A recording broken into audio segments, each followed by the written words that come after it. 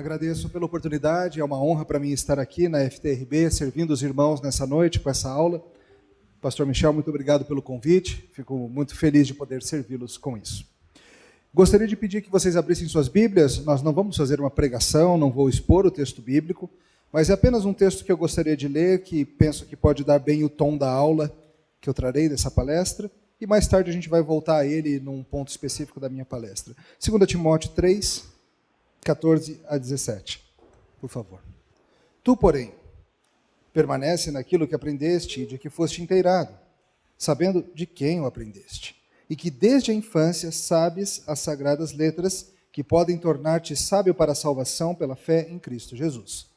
Toda a Escritura é inspirada por Deus e útil para o ensino, para a repreensão, para a correção, para a educação na justiça, a fim de que o homem de Deus seja perfeito e perfeitamente habilitado para toda boa obra. Queridos, meu tema nessa noite é pregação expositiva, saúde para a igreja. Saúde para a igreja. Nós temos notado, e isso é fácil de perceber, que as igrejas no Brasil, a igreja evangélica brasileira, não só no Brasil, tem tido um crescente interesse em pregação expositiva. E essa é uma das melhores notícias que nós poderíamos ter. Uma vez que a pregação começa a ser feita de maneira expositiva, há uma tendência para que as igrejas locais, sejam direcionadas rumo a uma boa teologia. Pastor Augusto Nicodemos tem insistido que esse crescente interesse que nós temos visto no Brasil na teologia reformada, ele começa por um crescente interesse na pregação expositiva. Não é tanto na doutrina reformada, mas é na pregação expositiva em si. Porque o coração do cristão, ele arde naturalmente quando ele é exposto à própria palavra de Deus. E uma vez que a pregação expositiva tende a levar nessa direção da teologia mais reformada, é isso que tem acontecendo. Hoje a gente vai falar sobre diversos aspectos. Vou começar falando um pouco sobre a centralidade da pregação na saúde, depois eu vou falar um pouquinho sobre como que a gente passou por um declínio disso, como que na reforma houve uma restauração, e dependendo do tempo a gente fala um pouquinho sobre lectio continua e uma breve sugestão para vocês de como isso pode ser útil na vida da igreja. Mas vamos lá. Pregação e sua centralidade na saúde da igreja. Historicamente é muito claro que essa tem sido uma das marcas da igreja saudável. Juntamente com a administração correta dos sacramentos e o uso correto da disciplina bíblica, todos são unânimes em dizer que a pregação da palavra de Deus é uma marca da saúde da igreja. Entretanto, muitos dizem que isso é uma marca da saúde, mas querem dizer coisas diversas ao mencionar pregação. Muitos pensam que qualquer igreja que tenha uma pessoa que em algum momento vai lá na frente e fala alguma coisa, é uma igreja que tem pregação. Mas será que tem mesmo? Ou será que muitas vezes o que acontece nas igrejas é uma espécie de um comentário sociopolítico, algumas palavras mais parecidas com um coaching do que de fato com uma exposição bíblica, ou então é alguém que sobe lá na frente para fazer um pouco de entretenimento com o público ouvinte? A minha pergunta começa assim: será que as pessoas e as igrejas que afirmam a centralidade da palavra entendem o que é pregar expositivamente? E mais, nós não estamos falando apenas de uma questão de método, de metodologia, mas de teologia. Por que pregar expositivamente? Muitas vezes pessoas vão atrás de pregação expositiva e querem apenas a técnica. Como fazer? Só que nós primeiro precisamos ser convencidos teologicamente de que essa é a melhor maneira de fazer. Queridos, quando nós falamos de saúde de igreja, nós não podemos confundir saúde com números. Muitas na igreja evangélica foram enganados pelo simples fato de que as igrejas estão crescendo, não estão? A igreja está cheia, não está? Ela está saudável. Mas espera aí. Quando você vê uma criança por aí com um barrigão gigantesco, cresceu? Mas será que está saudável? Pode ser que esteja somente cheia de vermes. Nós temos que aprender a discernir que saúde não é igual a números. É claro, há sinais encorajadores, mas ao mesmo tempo nós estamos vendo um renovo brotando no que é, em grande parte, terra arrasada. Infelizmente, nos últimos séculos, nós temos presenciado um declínio da pregação, que é uma das heranças da reforma protestante, como a gente vai ver mais adiante. Nós temos presenciado, principalmente no século XX, um declínio acentuado na qualidade, no entendimento e na frequência da pregação. Você sabe muito bem que muitas e muitas igrejas têm achado que a melhor maneira de você alcançar as pessoas é por meio de toda sorte de coisa, menos uma pessoa autorizada explicando o texto bíblico.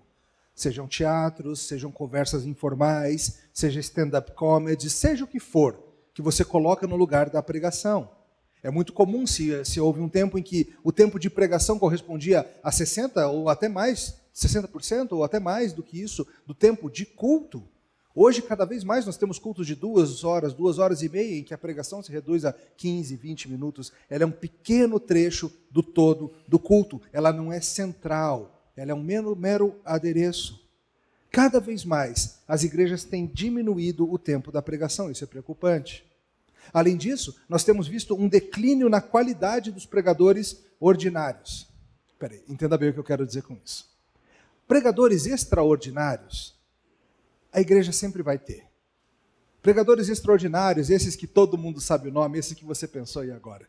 Esses que todo mundo conhece, que estão em todas as conferências, nas conferências gigantescas, eles são uma bênção, é claro, mas entenda, meu caro, que a igreja do Senhor Jesus avança principalmente, não é pela obra dos 4 ou 5 extraordinários, mas é pelo trabalho dos inúmeros pregadores comuns, fazendo fielmente o seu trabalho nas igrejas comuns e pequenas que o Senhor os colocou espalhados pelo globo. E, infelizmente, muitos têm perdido essa compreensão. Muitos têm abandonado o uso das Escrituras, porque vem a grande igreja, a mega church da esquina crescendo, fazendo toda sorte de entretenimento, e têm abandonado o uso da palavra de Deus. Junto com isso, vem um declínio na própria qualidade, uma mediocridade geral. Tem um livro muito interessante, infelizmente ainda não existe em português, de um pastor já antigo, que foi professor por muitos anos na área de pregação, o nome dele é David Gordon, e ele escreveu um livro que se chama Por que o Joãozinho não consegue pregar, ou é incapaz de pregar. Infelizmente não tem em português. A história do livro é muito interessante. O David Gordon, ele teve um câncer, e tudo indicava que ele ia morrer. Decidiu, então, escrever um livro abrindo o verbo. Abriu a caixa de ferramentas, vou contar tudo. Vou falar tudo que eu sempre quis falar. Escreveu o livro, publicou, só que aí ficou bom, não morreu do câncer. Está tendo que lidar com isso agora, e está fazendo palestras, ensinando sobre isso.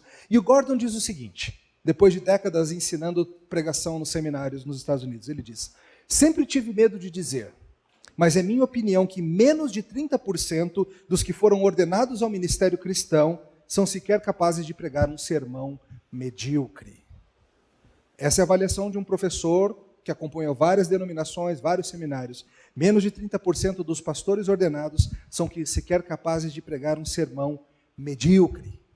Presta atenção, o Gordon ele não está falando dos grandes pregadores. Sempre tem os grandes. Ele está falando da média, ele está falando do ordinário, do comum, daquele que você encontra nas cidades por aí, nas igrejas por aí. Em grande parte, a população tem andado satisfeita porque nunca soube que podia ser diferente. Boa parte do povo de Deus nunca ouviu uma pregação que vá além do medíocre.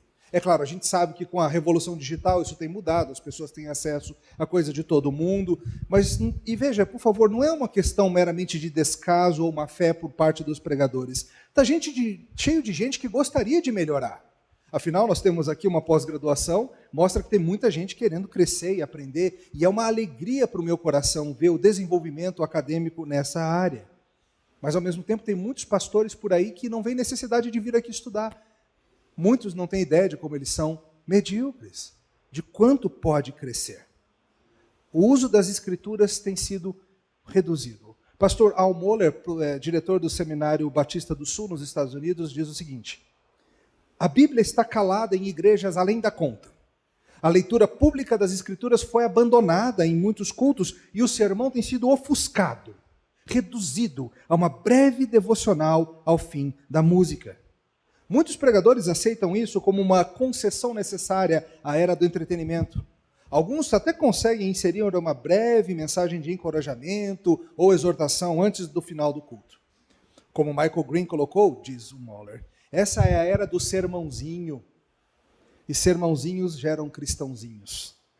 A anemia da adoração evangélica, a parte de tanta música e energia, é diretamente atribuível, diz Al Mohler, à ausência da pregação expositiva genuína.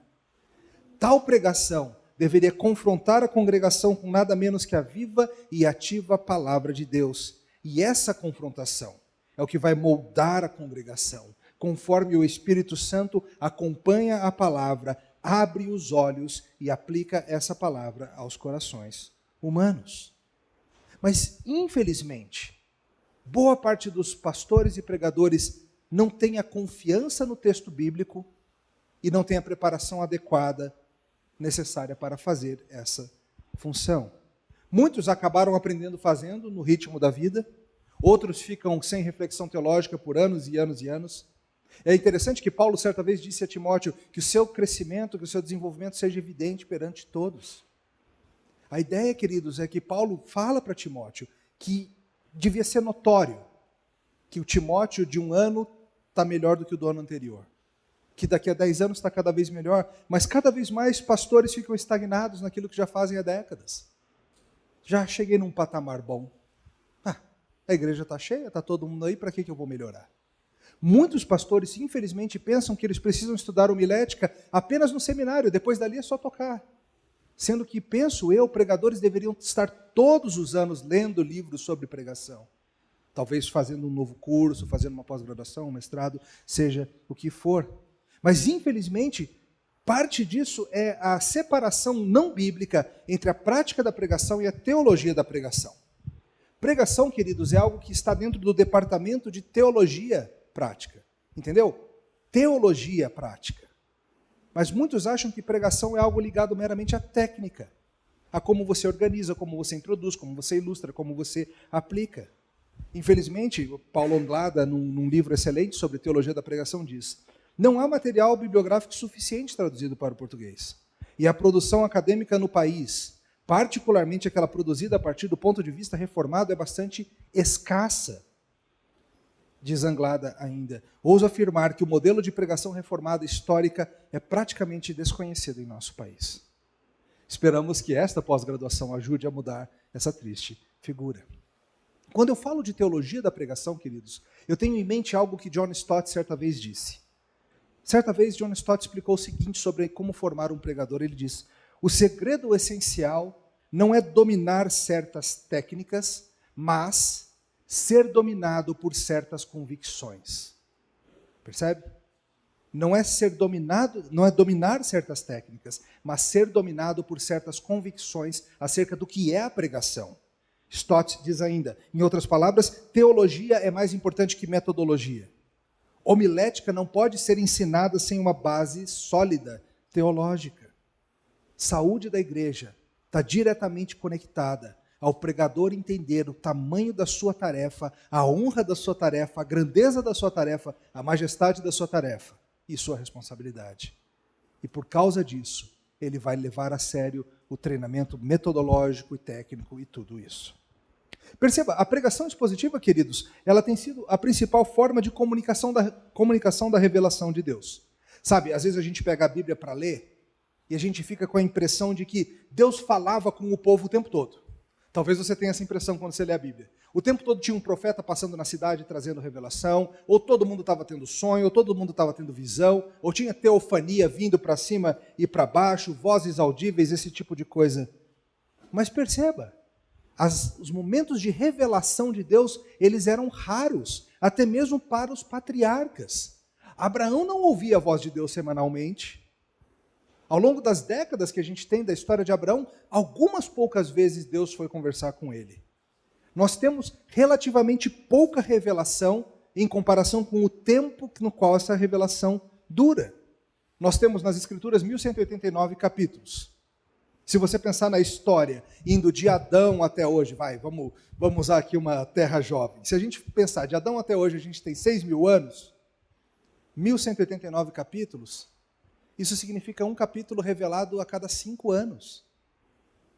É menos frequente que Copa do Mundo. Copa do Mundo você já fica, acho que demora, né?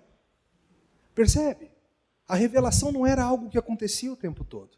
Tá, ainda que a gente registre o tempo desde que Moisés registrou Gênesis, a gente está falando de 3.000 anos, 4.000 anos no máximo, a gente está falando de um capítulo de escritura, em média, sendo revelado a cada 2 anos. E a gente sabe, além disso, que essas revelações divinas, elas eram dadas em aglomerados históricos, no começo da história, na época do pacto com Abraão, na época da renovação pactual no Êxodo com a saída da terra do Egito, depois tem um período de silêncio, e na época de Davi nós temos profetas, muitos profetas e ações divinas, e aí nós temos um silêncio revelacional por quase 400 anos. Quando nós temos o novo pacto e mais uma explosão de revelação com Jesus, o período apostólico e o Novo Testamento, e nós estamos então, desde lá, em outro desses silêncios revelatórios. E o que eu preciso que você veja com isso é o seguinte, queridos: a forma ordinária de Deus guiar o seu povo não é por meio de revelações constantes, é por meio da explicação da revelação já existente. Pense nisso, milhares de anos, meros 1189 capítulos. A forma que a igreja é alimentada ao longo das eras é por meio de pessoas chamadas por Deus, abrindo a revelação que já foi dada e explicando essa revelação para as pessoas. Não é através de pessoas trazendo novas revelações. Não é a revelação em si que é constante. O que é constante ao longo da história é o ensino e a pregação do que já veio antes. É isso que Deus nos chama a trazer para a sua igreja hoje. E a melhor forma de fazermos isso é a pregação expositiva. Tá, mas o que é isso? Pregação expositiva é aquela em que o preletor se coloca como uma mera boca de Deus, um arauto, um homem escolhido, comissionado por Deus, que busca de uma maneira fiel explicar as palavras reveladas nas Escrituras. Veja, ele não é meramente um leitor das Escrituras, ele não vai só repetir as palavras que já estão lá, ele vai fazer um discurso planejado, preparado, a partir desse texto, mas sempre em submissão ao texto que ele está explicando. E a igreja evangélica tem retornado a esse tipo de coisa. No Brasil, nos Estados Unidos, em vários lugares do mundo ocidental. E a gente vê um renovado interesse na pregação expositiva, e isso é muito bom. A gente vê vários autores escrevendo nesse ramo. Tim Keller, por exemplo, é um dos que tem liderado esse tipo de movimento. Eu vi ali na entrada um dos livros dele para vender. Se você nunca leu ainda, aquele Pregação do Keller, leia, é excepcional na qualidade de falar como a gente interage com a cultura na nossa pregação e todo esse tipo de coisa. Pregação expositiva, queridos, parte do pressuposto teológico de que Deus sabia o que estava fazendo quando Ele nos deu a Bíblia. Como assim, pastor? O ponto é, será que quando Deus planejou esse livro que você tem na sua mão, Ele planejou um livro para ser útil para todas as eras e todos os lugares? O que você acha?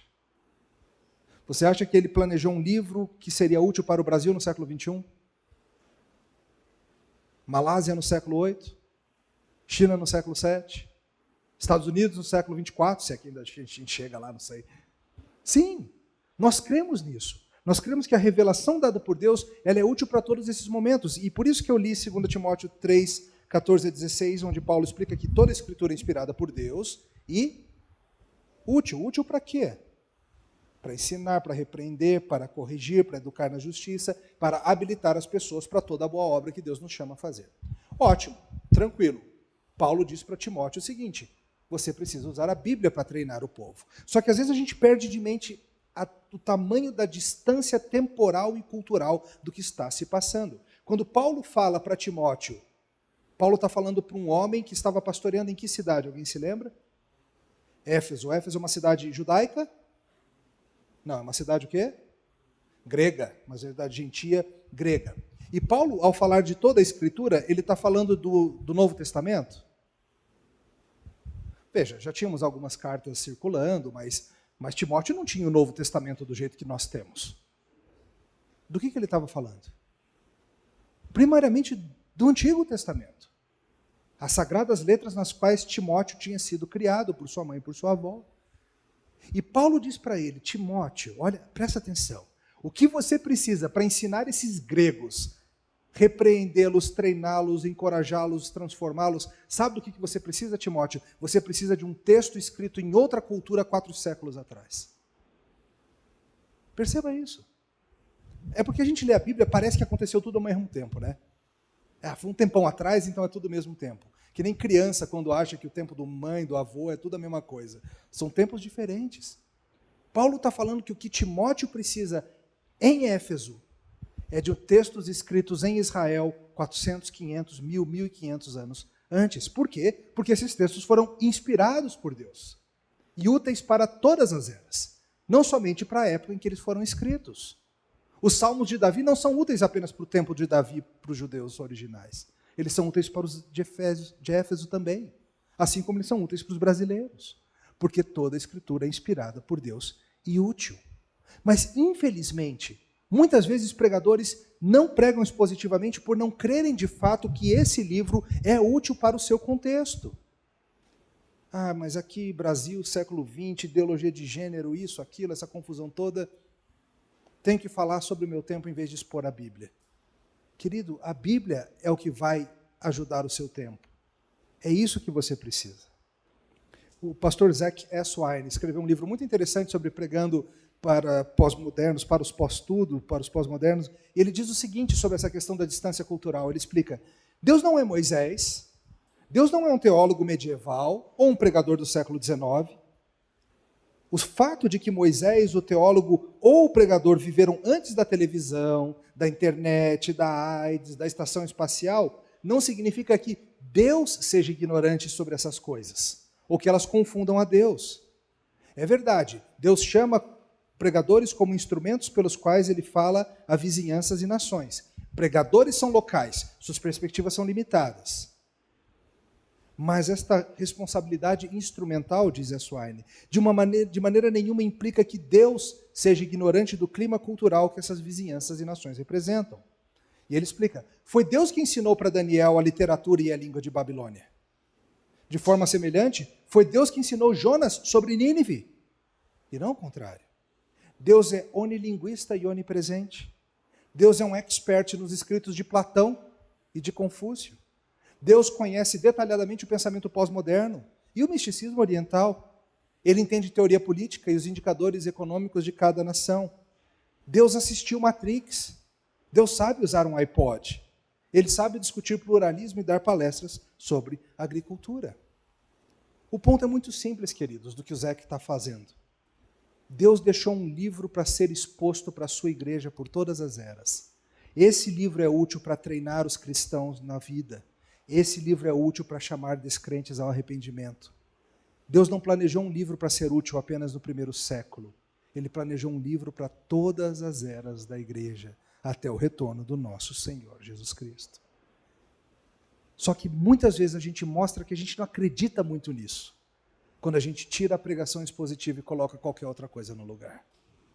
Queridos, a pregação expositiva nunca vai sair de moda, sabe por quê? Porque ela nunca esteve na moda. Ela sempre foi contracultural. Ela sempre foi algo que vai contra o coração humano rebelde. Porque o coração humano rebelde não quer ouvir uma autoridade falando o que ele não gosta, ou falando, confrontando o seu coração. E entenda, houve um grande declínio da pregação no medievalismo, quando a palavra de Deus foi retirada do contexto cotidiano das igrejas locais. E quando vem a reforma religiosa, a gente celebrou 500 anos da reforma ano passado, e certamente vocês ouviram falar disso, mas uma das grandes diferenças entre uma igreja protestante e uma igreja católica, você sabe qual seria? Lembra, os templos não eram diferentes. A maioria das igrejas protestantes eram antigas igrejas católicas que passaram a ser protestantes. A arquitetura era a mesma, era o mesmo templo, o mesmo lugar de adoração. Qual era a diferença? Como que você, visitante, chegando numa cidade alemã ou qualquer outro lugar, você saberia que entrou numa igreja protestante ou católica? A língua seria uma das questões. Se tivesse em latim, seria uma missa católica, se tivesse na língua vernacular. Mas o que você veria como centro do culto? Na missa católica, o centro do culto é a Eucaristia.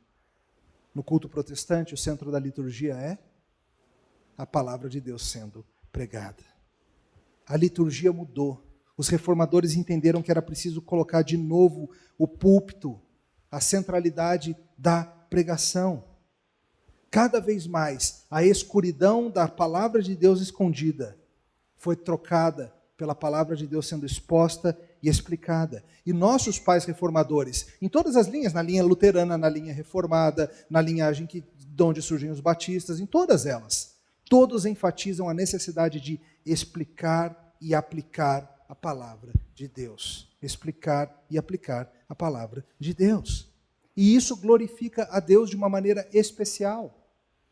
O Dr. Philip Ryken, ele explica o seguinte: a melhor razão para pregar expositivamente não é simplesmente que funciona, mas porque traz glória a Deus, que deve ser o propósito final de tudo que fazemos. Pregação expositiva glorifica a Deus por deixar claro que toda a bênção espiritual vem da palavra de Deus e não do ser humano que está lá na frente. Pregação expositiva é o tipo de pregação mais adequado com a nossa crença de que a Bíblia é a própria palavra de Deus. Quando uma igreja cresce por meio do simples ensinar da palavra de Deus, vai ficar bem óbvio para todo mundo que qualquer coisa de bom que acontece naquela palavra não foi por causa da qualidade dos homens, mas foi a graça de Deus que deve receber toda a glória. Percebe? Se uma igreja está crescendo e está animada porque o cara que está lá na frente ele é muito bom e muito inteligente, de quem é a glória? Dele.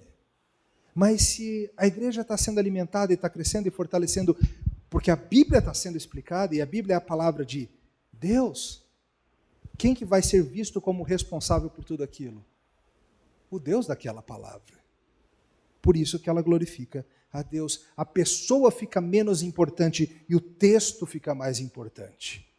Quando um pregador fiel vem expositivamente explicar as Escrituras, ele faz isso de maneira tal que ele desapareça e Cristo cresça e apareça mais.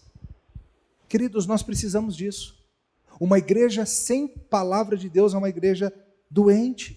Uma igreja sem pregação da palavra de Deus é uma igreja que não está tendo acesso à principal fonte de alimentação. Ela pode até sobreviver, mas é que nem a gente sobrevive aí sem comida boa, só comendo porcaria. Tem uma frase que circula por aí da internet, ela é atribuída a Francisco de Assis. É atribuída a outras pessoas também, dessas que acho que ninguém sabe direito quem começou. Pregue o evangelho. Se necessário, utilize palavras. Essa frase não faz nenhum sentido. Porque não há outra forma de pregar o evangelho a não ser usando palavras. Não há outra forma. A fé vem pelo ouvir da palavra de Deus. A fé não vem por observar bons comportamentos. O evangelho é uma mensagem a ser comunicada. O evangelho não é um bom comportamento a ser admirado. O evangelho é uma mensagem a ser comunicada. Ele não é um bom comportamento para você admirar. Claro, boas ações podem ser ganchos para iniciar conversas, mas não são a pregação do evangelho. O evangelho não é ser um bom marido, um bom funcionário, um cidadão de respeito. O evangelho é a boa notícia de que em Cristo há perdão de pecados. E isso precisa ser explicado. Você já parou para pensar que mesmo a Santa Ceia, sem explicação, não comunica o evangelho? Imagine, por exemplo, que você está na sua igreja no próximo domingo e aparece um índio. Saiu da tribo, perdido, nunca andou pela cidade, de alguma forma entrou na tua igreja e chegou bem na hora que vocês distribuíram o pão e o cálice e estão comendo e bebendo. E ele perdeu a explicação. E ele só olha as pessoas tomando um gole de vinho ou de suco e comendo pão. Eu te pergunto, só de olhar isso ele entende o evangelho? O que ele vai achar que está acontecendo?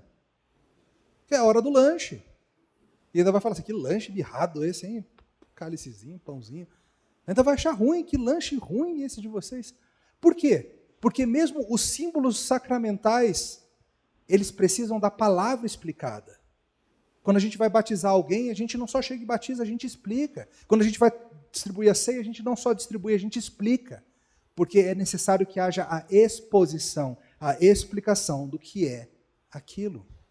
Pregação expositiva não é uma palestra, nem é uma aula. Essas tendem mais a ser tópicas, tendem a envolver um formato diferente. Pregação expositiva é uma proclamação autoritativa.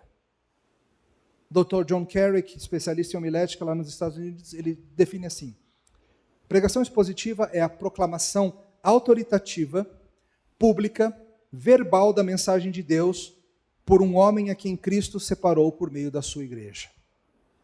A proclamação autoritativa, pública e verbal da mensagem de Deus por meio de um homem a quem Cristo separou por meio da sua igreja. Perceba, quando a gente fala de pregação expositiva, eu não estou falando de transformar o texto bíblico e fazer um comentário bíblico. Eu já vi pessoas que não gostam de pregação expositiva porque eles falam assim, não, é muito chato, parece que nem um comentário. Verso 9, essa palavra pode ser explicada em 10 maneiras diferentes no hebraico, vamos ver cada uma.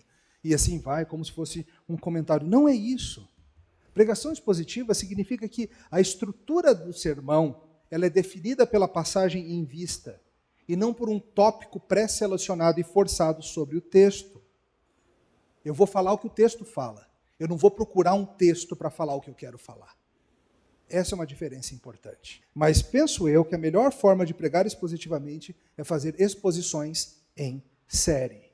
É o que se chama lectio continua. Lectio continua era a prática dos reformadores. Calvino, Lutero, Knox, Zwinglio, todos eles faziam dessa maneira. O que significa isso? Pierre Charles Marcel, um autor francês que tem escrito bastante na área de homilética, diz o seguinte: é bem sabido que nos tempos antigos, os cultos com pregação eram celebrados todos os dias e 2 vezes no domingo. Por um longo tempo, os ministros pregavam uma série num livro inteiro da Bíblia, sem omitir nada, com a ocasional exceção de dias extraordinários, nos quais eles se viam livres para escolher um texto apropriado.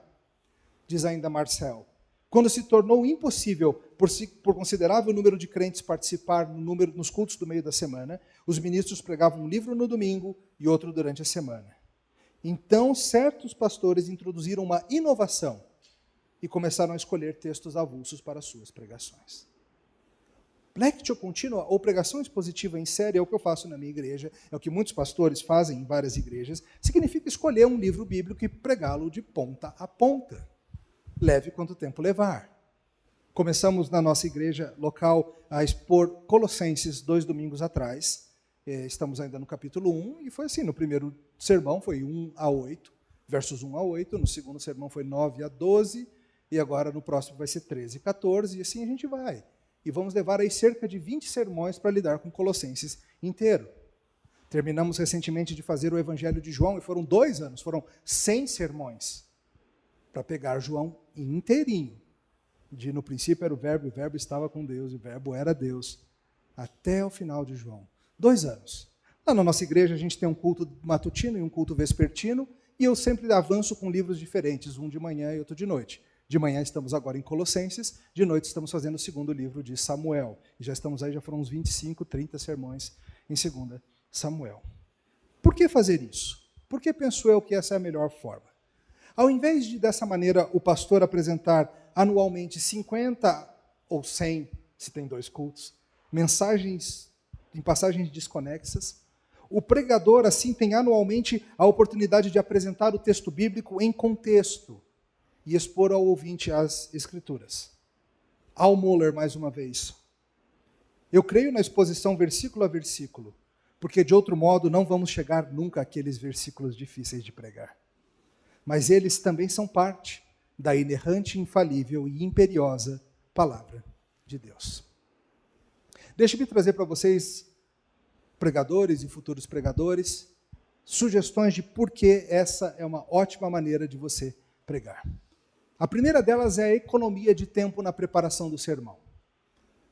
Eu preguei Colossenses 1, 9 a 12. Na semana seguinte eu vou pregar Colossenses 1, 13 e 14. Qual que é o contexto do meu próximo sermão? O sermão anterior. Facilita para mim, ao invés de toda semana eu ter que ler qual é o contexto do livro, por que foi escrito e tudo mais, eu já estou no ritmo, eu já sei o que eu vou pregar, não somente semana que vem, mas daqui a 2, 3, 5, 10 domingos, já está tudo preparado. Outra função, essa aqui, outra vantagem da pregação expositiva em série, como traz Derek Thomas, é que ela diminui o analfabetismo bíblico. Infelizmente, queridos, houve um tempo em que se você mencionasse, por exemplo, basta você se lembrar do episódio de Sansão e Dalila. Basta você se lembrar do que aconteceu com Paulo no Areópago. Basta você se lembrar dessas principais histórias. Boa parte das pessoas que estivessem ouvindo saberiam exatamente do que você está falando. Mas eu te pergunto, é o caso hoje em dia? Não é o caso hoje em dia. Mesmo a história de Jesus Cristo, dos evangelhos, é relativamente pouco conhecida. E quando a gente faz uma série, seja em Atos, seja onde for, em Gênesis, em Êxodo, Tenho percebido, como afirma o Derek Thomas, que as pessoas gravam melhor as histórias. Ao invés de pegar a história de Davi e Golias solta e depois uma outra história de Davi e Batseba lá na frente, mas o que acontece entre Davi e Golias e Davi e Batseba? Às vezes as pessoas conhecem episódios da vida dessas pessoas e não uma trajetória completa, e a trajetória completa é importante. Como que Davi vai de matador de gigante a adúltero? O que acontece nesse caminho? Qual foi essa trajetória? E assim por diante. Além disso, como argumenta Paulo Anglada, outra vantagem é que assim a explicação é feita da maneira mais natural de todas, que é o próprio contexto. Se o seu povo está ouvindo semana após semana a sua explicação no mesmo livro, você está treinando o seu povo a escutar o contexto. E mais, isso ensina o seu povo a ler e estudar a Bíblia por si mesmos. Derek Thomas diz o seguinte: pregação expositiva sequencial pode inculcar hábitos consistentes para o estudo bíblico pessoal. Os princípios necessários de interpretação consistente podem ser absorvidos quase que por osmose, através das repetidas incursões por passagens relativamente obscuras semana após semana por meio do púlpito. Quando o pastor não fica pulando as escrituras, mas ele vai pregar Êxodo inteiro, inclusive as partes difíceis de entender, inclusive as partes esquisitas de ler, inclusive as partes difíceis de pregar. Quando ele faz isso, ele treina o seu povo.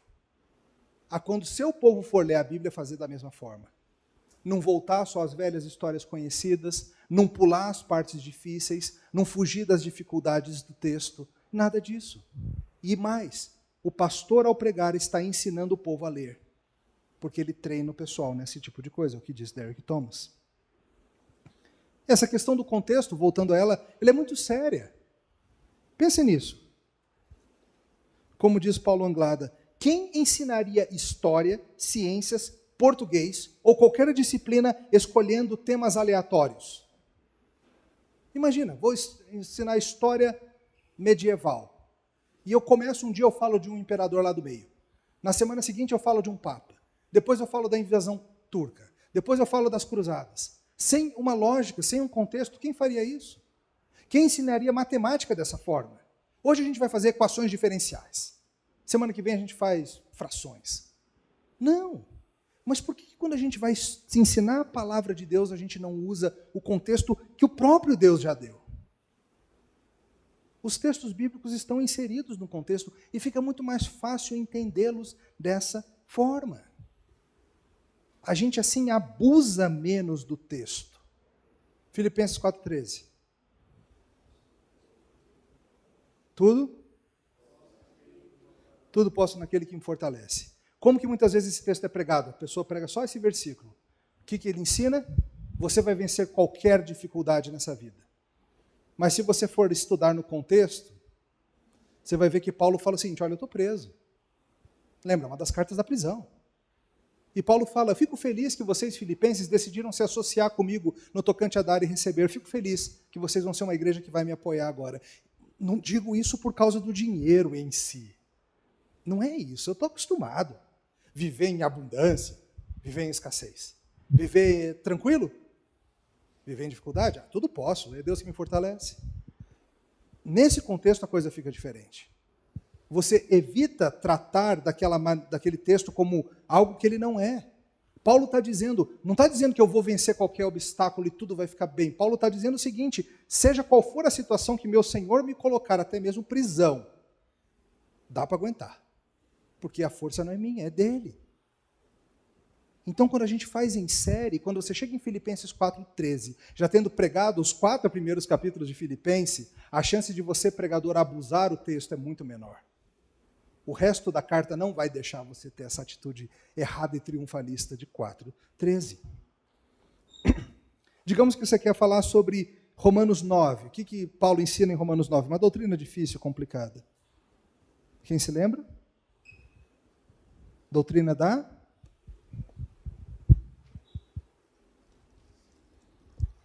Vocês deram só até 8 de Romanos, foi? 9. A doutrina da eleição ou da predestinação. Tema complexo, tema bastante controverso, a gente sabe disso. Mas sabe como que fica bem mais fácil de lidar com Romanos 9? se você lidar com Romanos 1 a 8 inteirinho antes. Porque de Romanos 1 a 8, sabe o que Paulo faz? Paulo explica claramente que todo ser humano precisa do Evangelho. Paulo explica claramente que nem judeu nem gentil tem salvação fora do Evangelho. Paulo explica claramente o que Deus fez, justificados, pois, mediante a fé, temos paz com Cristo. Paulo responde a várias objeções no capítulo 6. Paulo fala da luta do cristão no capítulo 7. Paulo fala da habitação do Espírito no capítulo 8. Paulo explica que o Evangelho é maravilhoso. E aí vem uma pergunta natural, mas espera aí, se é tão bom assim, por que não está todo mundo correndo atrás do Evangelho? Então o capítulo 9 vem para responder uma pergunta natural de quem leu os 8 primeiros capítulos. Por que não está todo mundo então aceitando a Cristo? Se é tão bom assim? E aí no capítulo 9 Paulo vai explicar por quê. E aí ele entra na doutrina da eleição. Então perceba, muitas vezes a gente quer trazer essas passagens difíceis e complexas do nada, ao invés de deixar que elas cheguem no momento certo da própria argumentação bíblica. Paulo não começa Romanos falando de predestinação. Paulo vai falar de predestinação lá na frente, quando a pergunta surge na hora normal da sua argumentação. Outra vantagem, segundo Paulo Anglada, é que se nós pregarmos expositivamente em série, nós tenderemos a ter uma maior fidelidade textual, pelo simples fato de que está todo mundo ouvindo semana após semana. E se você ficar inventando pregador, o povo vai perceber. Espera aí, pastor, isso que você está falando não faz sentido. A gente está estudando Romanos inteirinho, não faz nenhum sentido isso agora. Então você, pregador, vai tender a ser mais fiel. Você vai ser obrigado, como pregador, a seguir os movimentos na ordem que Deus tratou. Deus dramaticamente inspirou esses livros para serem dessa maneira. Paulo guarda a discussão sobre tudo o poder naquilo que o fortalece no capítulo 4. Por quê? Porque o Espírito Santo de Deus julgou que essa era a hora certa para entrar. Assim como ele deixou predestinação para o capítulo 9 de Romanos, assim como ele deixa para falar do casamento cristão em Efésios 5, e ele não começa falando, ele sabe que antes de você falar de o papel bíblico de homem e mulher, é necessário entender algumas coisas que estão nos outros capítulos. E a gente precisa aprender a seguir essas coisas dramaticamente, naturalmente. O que acontece no final de Romanos 11? Quem lembra? Você lembra? Romanos 11 para 12 é a dobradiça do texto, certo? De 1 a 11, Paulo explica o que é o Evangelho, lida com objeções, a situação dos judeus, etc. E do 12 em diante ele faz o quê? Basicamente aplicações. Ligado a todo tipo de coisa. Mas o que é Romanos 12, 1 e 2? Rogo-vos, portanto, ou pois, por causa disso tudo. O pois é pois, 1 a 11, e aí ele traz. Mas como que termina o 11? Ó, profundidade da riqueza, sabedoria do conhecimento de Deus, é aquela explosão doxológica. De novo, você pode, nada impede que você domingo que vem abre e pregue Romanos 11 de 33 a 36 e explore a doxologia. Legal, pode fazer. Mas deixa eu te dizer, se você caminhar com uma igreja por 11 capítulos ao longo de alguns meses, e aí você chegar nessa explosão doxológica, meu caro, vai fazer muito mais sentido para todo mundo. A grandeza do Evangelho na hora certa. Além disso, isso permite que o pregador pense muito à frente. Ao invés de você, pregador, estar apenas com o horizonte da próxima domingo ou dos próximos 2 domingos, eu estou, durante todo o meu tempo, estou planejando meses adiante de pregação. Então, muitas vezes, algo acontece, eu vejo uma ilustração, eu vejo um princípio, eu vejo algo que acontece, eu falo, opa, quando eu chegar lá no capítulo tal, eu vou usar isso aqui que aconteceu. Você não está correndo atrás do tempo, sempre, apavorado porque domingo tem que pregar. Você está colecionando material para bastante tempo adiante. Outra vantagem de pregar expositivamente em série, vai fazer com que o seu povo escute a Bíblia em toda a sua variedade, e não somente os assuntos que o pastor gosta. Fala a verdade, vai. Tem aquele pastor que não importa o texto, ele prega sobre missões, não tem? Ou aquele pastor que não importa o texto, ele prega sobre relacionamentos. Não importa o texto, porque é o assunto que ele gosta, ele puxa para lá mesmo e é isso. Se você for pregar missões, Romanos, vai chegar uma hora de pregar missões. Aguenta aí, lá na frente. Quando o pregador traz a palavra do Senhor como um todo, ele é obrigado a sair dos temas que lhes são caros, e aqueles que vêm fáceis. Esse é um segredo de nós, pregadores. Tem alguns temas que a gente fala com facilidade, a gente não precisa nem preparar. Muda de pregador para pregador, você gosta de certas coisas, uns gostam de justificação, outros missões, outros isso e aquilo, outros é relacionamento homem e mulher, enfim. E se a gente não estiver sendo guiado pela palavra de Deus semana após semana, a gente tende a voltar para a nossa zona de conforto. E para um pregador ser completo, ele precisa pregar todo o desígnio de Deus. Não somente os assuntos que ele gosta e já está familiarizado. Isso vai trazer maior equilíbrio na pregação. Isso vai fazer com que a gente pregue as partes difíceis. Lembro quando eu preguei Marcos expositivamente, eu sabia que um dia ia chegar Marcos 11. Alguém lembra o que Marcos 11 lida? Lida com divórcio. Eu não estava nem um pouco ansioso por pregar Marcos 11. Mas quando chegou em Marcos 11, eu já tinha construído tudo que vem antes, como Marcos organiza, e eu preguei o 11. Agora, deixa eu te perguntar, o que acontece se um domingo do nada eu apareço pregando Marcos 11? O que a igreja imediatamente vai achar que está acontecendo? Quem que é o casal? O que está acontecendo? Fala aí, pastor, por que o pastor do nada tirou Marcos 11 da cartola? Ao mesmo tempo, talvez eu nunca pregasse Marcos 11, porque temor de homens é um problema para nós pregadores. E a gente não quer lidar com temas difíceis que pisam em calos. Que pregador escolheria Romanos 11 do nada? Vou pregar sobre essa difícil situação de Israel e a igreja. Ah, porque eu estou afim. Sejamos sinceros, queridos. Temos que lidar com isso. Preguei Gênesis expositivamente, os 50 capítulos, e teve várias passagens lá que eu não estava nem um pouco ansioso por pregar, e que se eu fosse escolher aleatoriamente para pregar em cada domingo, eu nunca iria pregar sobre Judá e Tamar. Nunca. Ou sobre as filhas de Ló. Quem escolhe pregar isso? A gente prega em submissão à palavra de Deus. Se eu estou pregando Gênesis, vai chegar uma hora que vou ter que lidar com esses trechos. E eu tenho que confiar no que Paulo falou, que esses trechos são inspirados por Deus e são úteis para repreender, ensinar, corrigir, educar, fortalecer. É um exercício de humildade para o pregador lidar expositivamente com as Escrituras. Porque ele tem que confiar que mesmo aquilo que ele olha e fala assim, outra genealogia?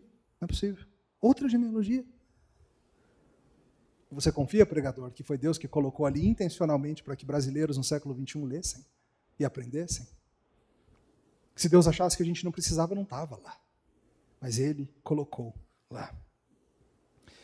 Outra vantagem, a pregação expositiva em série confere maior autoridade ao pregador, principalmente nesses temas difíceis. Porque lidar com coisas complicadas é uma coisa séria. E tantas vezes as pessoas vão ficar irritadas com o que você traz na pregação. Mas, se você está submisso à palavra de Deus, sinto muito se você vai ficar chateado porque eu falei sobre divórcio em Marcos 11. 11 vem depois do 10. Eu só estou seguindo o que a palavra de Deus ensina. Não adianta ficar bravo comigo. Além disso, isso vai trazer maior conhecimento da Bíblia para pregador e povo. Isso vai ajudar melhor o crente a memorizar, porque pega a sequência das ideias. Isso vai servir de encorajamento ao crente para ele não faltar. O povo da minha igreja sabe exatamente o que eu vou pregar nos próximos vários domingos. Talvez não saiba exatamente qual versículo que eu vou parar, mas eles sabem. Colossenses de manhã e 2 Samuel à noite. E ele sabe muito bem, está vindo aquele assunto difícil, está vindo aquela situação tal, está vindo tal coisa. Eu lembro quando tu fez 1 Samuel, logo antes dessa 2 Samuel, que lá no começo o povo já começou. E aí, pastor, o que você vai falar lá, o negócio de Saul e a bruxa? Foi Samuel ou não foi Samuel? Lá no primeiro capítulo, calma, gente, tem muita coisa para acontecer. Eu quero ver o da bruxa. Chegou uma hora, chegou o Natal da bruxa, mas demora, e isso cria expectativa, as pessoas sabem o que está vindo, as pessoas ficam animadas com o que está vindo. E, de novo, ajuda a gente a lidar com textos difíceis. Mateus 18, excomunhão, tantas e tantas coisas. Pierre Charles Marcel explica para a gente a riqueza e a diversidade do texto conectado traz para cada sermão plenitude e variedade e quebra a estrutura artificial dos sermões tópicos. Uma outra vantagem que isso traz é trazer unidade se nós estamos falando de uma igreja que tem vários pastores. Especificamente na minha igreja, todos os pastores a gente prega a mesma série. Eu terminei o Colossenses 1, 9 a 12, o meu pastor auxiliar vai fazer Colossenses 1, 13 e 14, depois eu assumo, e a gente vai, eu tenho uma escala, uma planilha planejada assim, e toda a igreja vê que há unidade de pensamento dos pastores. Porque no final das contas eles estão só explicando o texto bíblico. Não é, o pastor Emílio ele sempre fala desses assuntos, o pastor Piva sempre fala desses outros. Não. O que a gente faz? A gente vai se alternando em explicar o mesmo livro. Eu, como pastor titular, tenho uma carga maior de pregação, mas o que o outro pastor faz é simplesmente seguir o que eu estou fazendo e continuarmos juntos. Talvez você ainda esteja meio desconfiado, falando assim, mas não vai ficar muito monótono? Vai, Colossenses, alguma coisa assim. A gente precisa trazer variedade. Deixa eu te exemplificar da seguinte maneira. Digamos que você, pastor, decida que você vai tentar isso nos seus cultos e vai pregar Marcos, expositivamente. Marcos tem quantos capítulos? 16, perfeito. Dá para fazer em um ano, dá para você tranquilamente pregar esses 16 capítulos em cerca de 50 sermões, 50 domingos, um ano. Se você fizer isso, pregar Marcos 1 até o final de Marcos 16, você vai ser doutrinário, aplicativo, você vai ensinar a Bíblia no seu ritmo, você vai expor o Evangelho, a história de Jesus em contexto, e se você seguir, você vai, seguindo a ordem inspirada por Deus, você vai lidar com as seguintes doutrinas, só em Marcos. Você vai falar sobre divindade de Cristo, Filho de Deus, encarnação, batismo, jejum, tentação, oração, teologia do pacto, relação entre os dois testamentos de progresso da revelação, o lugar da lei de Deus em nossa vida, o dia do Senhor, providência, demonologia, divindade de Cristo, humanidade de Cristo, unidade da raça humana, pecado original, casamento e divórcio, justificação, o problema do mal e o sofrimento físico, a doutrina da igreja, ressurreição e vida após morte, obediência a autoridades, comunhão dos santos, propiciação, santa ceia, escatologia, reino de Deus, ofícios de Cristo, morte de Cristo, ressurreição de Cristo. Apenas em Marcos, você percebeu a variedade de assuntos que um único evangelho traz? Talvez você pense, fazer exposição em série vai ficar tudo a mesma coisa. Perceba, o Senhor planejou esse livro para ele trazer em contexto, em ordem específica, todos esses assuntos que estão ali contidos. Queridos, a pregação expositiva tem sido um baluarte da igreja cristã desde o seu início, com raízes na própria história das Escrituras. O povo de Deus precisa se voltar para essa magnânima ferramenta dada por Deus. O que está em jogo é a saúde da igreja. Para terminar, uma história. O escritor Ferreira Goulart conta que quando ele mudou-se para o Rio de Janeiro, ainda jovem, ele, sem dinheiro, sem grana nenhuma, morando em república, esse tipo de coisa, ele descobriu um restaurante que nos domingos vendia, era um restaurante de um oriental, e nos domingos tinha um prato muito gostoso que era servido, que era a tal da galinha tite. Era um frango com arroz. E ele ia lá e ele achava uma delícia, era baratinho, baratinho. Então ele sabia, domingo é o dia de comer galinha tite. Comia toda semana, até que um dia ele, curioso com esse nome, né, galinha tite, que nome estranho, ele perguntou para um dos garçons, por que tem esse nome? Aí o garçom conta. É porque quando o dono vai lá, ele vai nas granjas e ele procura as galinhas que estão tite, as galinhas que estão tristes, as galinhas que estão doentes, morrendo. Que ele chamava de galinha tite, olha, tá tristinha, a bichinha lá jogada, quase morrendo. E essa era a galinha que ele usava para preparar. Então perceba, era gostoso, mas não era muito saudável. Infelizmente, a igreja do Senhor tem servido galinha tite. O povo gosta, o povo acha gostoso, os acompanhamentos são bons, vem com boa música, vem com boa comunhão, vem com boa diversão, mas vai matar o povo de Deus. Queridos, nós somos chamados como servos do Senhor, não a servir galinha tite, mas a servir, de fato, o alimento sólido das Escrituras. Por mais que o povo goste, por mais que o povo peça, por mais que o povo queira as coisas que não são saudáveis, quando você ensina a palavra de Deus, explica a palavra de Deus, isso alimenta o povo, e mais, você cria o gosto no coração do crente pela palavra de Deus, e isso é maravilhoso. Não adianta ter acompanhamentos bacanas e gostosos se o prato principal não for a pura Escritura planejada pelo Senhor.